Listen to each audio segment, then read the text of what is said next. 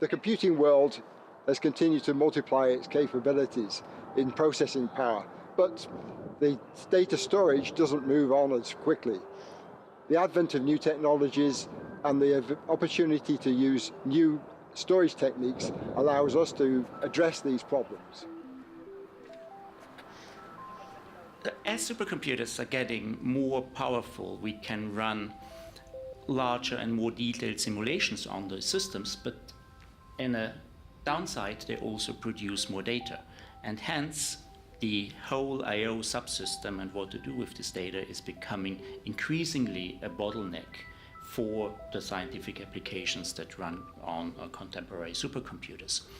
And that's why the SAGE project is very important, because we need to find ways how we can do I/O more efficiently, how we can store data more efficiently.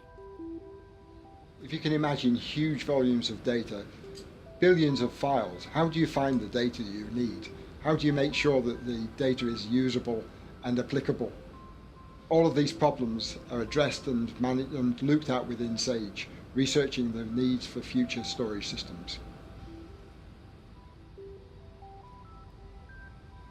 SAGE is a consortium of 10 European partners who will come together to put the building blocks of the puzzle in place.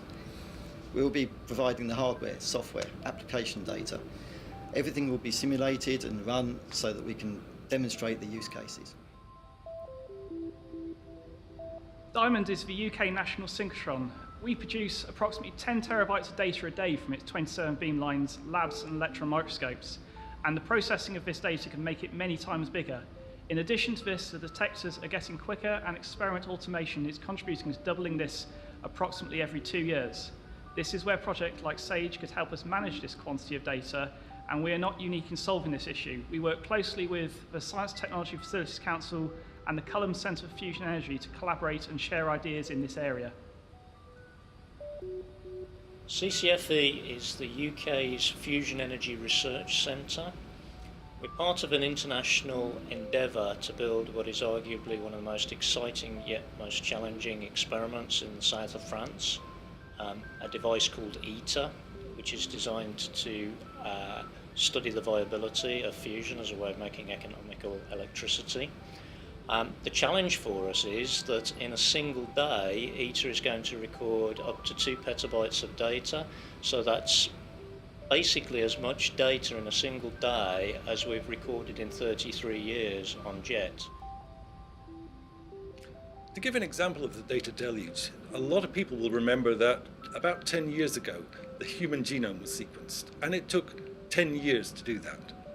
The same thing can be done now in days. Not only are we sequencing more genomes, but the cost of these sequences is coming down, so people are buying more of them. So not only are we generating the data for each individual genome quickly, we also have more things that are generating the genomes. Trying to combine all of this data statistically is an impossible task without something like a SAGE or a high-performance computing system that makes the link between the compute that we need and the data from which we derive the information. We are looking at a novel architecture called percipient storage, which involves moving computation to where the data is located. So this is different from what the HPC community has been doing in the past. This saves energy by 100 times compared to what existing architectures can achieve. We are developing the next generation programming models for programming the SAGE architecture. In particular, we are looking at how to extend the message passing interface, the MPI, that is the dominant programming models for parallel input-output system. What we want to achieve in SAGE is to extend the MPI to support and bring data to the SAGE architecture. There will be a new class of different types of storage devices that will be available to the storage community very soon. But their use in the extreme computing context is not very clear. We intend to explore that in the project by overlaying these different types of devices in the form of an I/O hierarchy, and we'll try and make it work with existing storage technologies like disk drives and move data between them to to achieve very good application performance. So once the system components have been assembled, they will be attached to the supercomputer at the Helix Supercomputer Centre.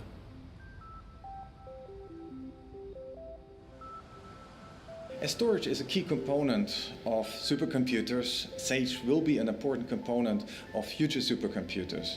And we will need supercomputers to further progress in societal development, to address the big challenges ahead in the areas of energy, in the areas of health. If we think, for instance, about understanding our brain, in order to also progress in fundamental research, to understand how does matter work, to explore the universe through new telescopes like the Square Kilometre Arrays. All these are experiments which will produce an incredible amount of data which we would not be able to handle with the technologies we have today. For Seagate, as both project coordinators and collaborators, it's a really exciting opportunity for us to introduce new object storage technologies which can transform the way that data is stored. We're expanding that capability to address the exascale challenges of the future, as well as look into the data deluge that we've heard so much about.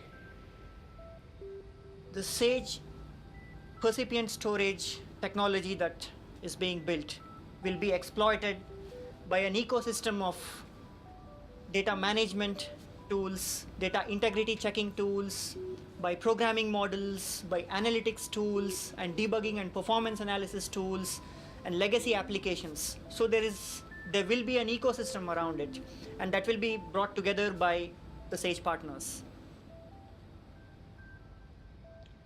So data-centric computing is the tool of the future that's going to allow us as scientists and engineers to turn vast quantities of data that we currently can only imagine, into hugely valuable information. As scientists, though, we can't solve this problem alone. It really is a data deluge problem. We need to work with experts across industry in order to make sure that those next generation grand challenge experiments are truly transformative to the benefit of all mankind. And it's the Horizon 2020 programme that allows us to work with those experts across Europe to that end.